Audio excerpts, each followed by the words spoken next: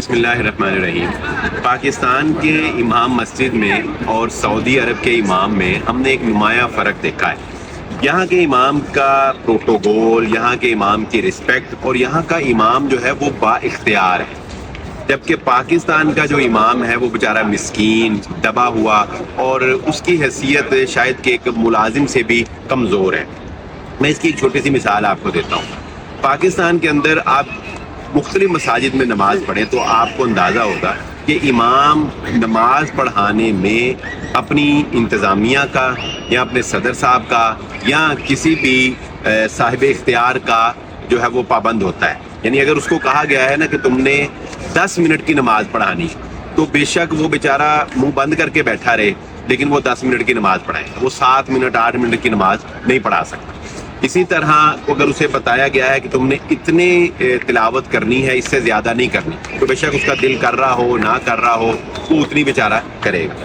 لیکن یہاں پہ ایسا نہیں ہے۔ یہاں پہ میں نے دیکھا ہے کہ امام کو اتنی اتھارٹی ہے کہ امام نماز اپنی مرضی سے پڑھاتا ہے۔ میں اس کی تھوڑی سی اگزامپل آپ کو دیتا ہوں۔ مثلا میں نے یہاں پہ الحمدللہ 2 جمعے پڑھے۔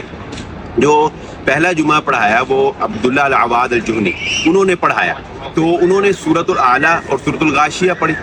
تو دوسرا جمعہ تھا وہ یاسر الدوسری رحمہ اللہ، انہوں نے پڑھایا اور انہوں نے دوسری رکعت میں صرف ایک آیت پڑھی، یعنی صرف ایک آیت۔ اب ان کو حالات کے مطابق انہوں نے جو بھی انہوں نے بہتر سمجھا تو انہوں نے ایک آیت پڑھ کے سلام پھیر دیا۔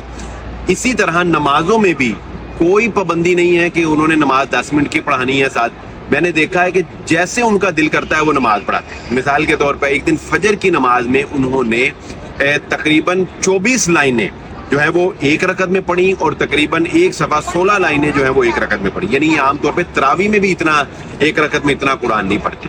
تو یہاں پر امام جو ہے وہ بہت ہی با اختیار ہے، اس کی بہت ہی رسپیکٹ ہے، جبکہ پاکستان کا امام جو ہے وہ بیچارہ کافی مظلوم ہے۔ ہمیں اس بارے میں سوچنا چاہیے۔